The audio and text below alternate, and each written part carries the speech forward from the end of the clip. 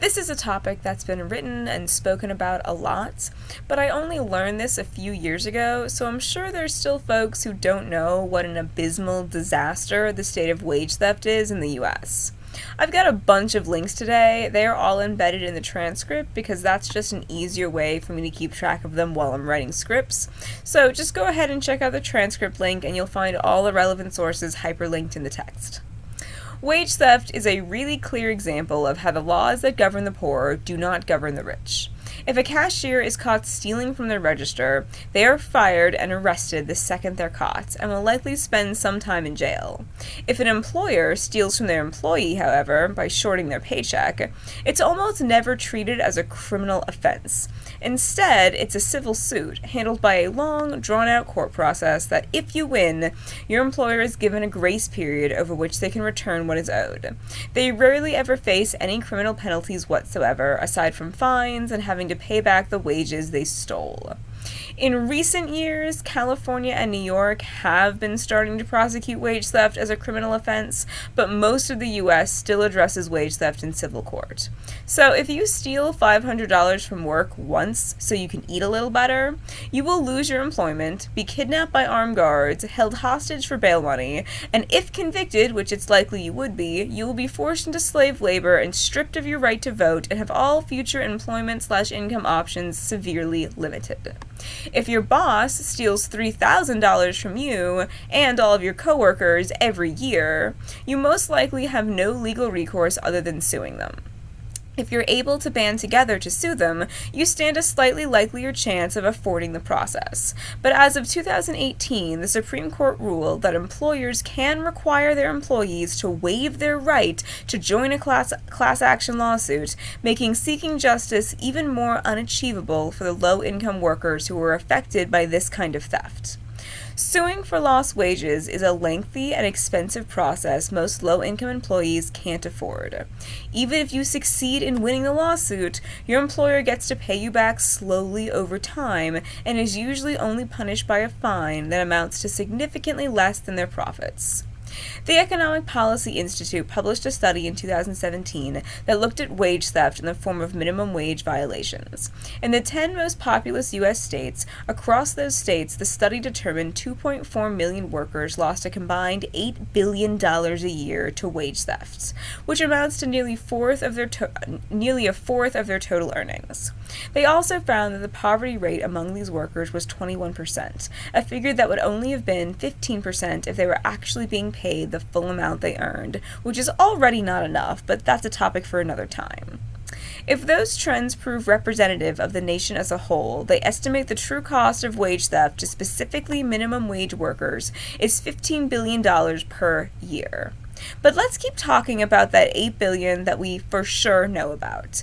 $8 billion from the 10 most populous states. According to the FBI, the total cost of all property theft in the entire U.S. from 2018 was $16 billion. Rich people stole nearly half as much from the poorest people in 10 states as every other form of theft combined.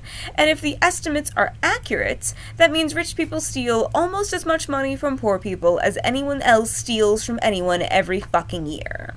They can legally require their workers sign away their right to join a class action lawsuit, preemptively inoculating themselves to potential consequences of their wage thefts. And remember that we're talking about minimum wage workers here.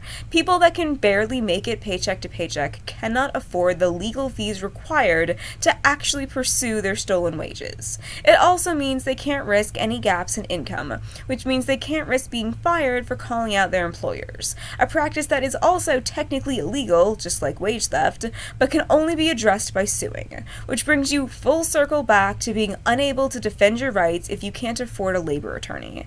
And even when you can afford a lawyer, you have to be able to prove you were fired as retaliation, which can be hard to do, especially in right-to-work states where workers predominantly have no union protection and can be fired for a wide range of vague reasons. The vicious cycle allows people to shrug their shoulders about wage theft and retaliation from businesses for reporting wage theft because that's illegal. But it's not illegal the same way shoplifting is. You can't call the cops to kidnap your employer for the crime of stealing from you, or for firing you for bringing up your stolen wages, the way they can call the cops to kidnap you for skimming a cash register. The cops show up for free when rich people need to exercise their property rights, but you have to be able to afford a lawyer in order to exercise your rights as workers. The practice of wage theft is so common and so easy to get away with that experts warn that businesses will likely lean on it to balance their profits from pandemic-related financial strain. Especially considering many workers fear being fired for demanding their fair wages and fear being unable to find other work, these violations are not likely to be reported. The ease of getting away with wage theft, whether it's in the form of minimum wage violations, unpaid overtime, not allowing workers proper rest or meal breaks, stealing tips, deliberately misclassifying workers as independent contractors, or any other means of depriving workers of their fairly earned compensation, is just one of the many ways our society is designed to exploit the poor to benefit the rich. And don't forget that poverty-level earners are disproportionately likely to be Black, Indigenous, Hispanic, and other people of color. We can't address the class hierarchy without addressing the racial hierarchy because they are intrinsically interconnected. So let's think about this. And this is a thought experiment, not a literal example, so bear with me a moment here. But that means, theoretically, a company like Victoria's Secret, who has used prison labor to sew their clothes, a job that would normally pull at least $10 an hour, for which they paid prisoners around $1 an hour to do instead, is theoretically incentivized to steal wages from other low-income workers in their many stores and warehouses, fire those workers if they complain, creating a cycle of poverty that we know leads to crime, which increases the work pool for them to have their very expensive clothes sewn for $1 an hour.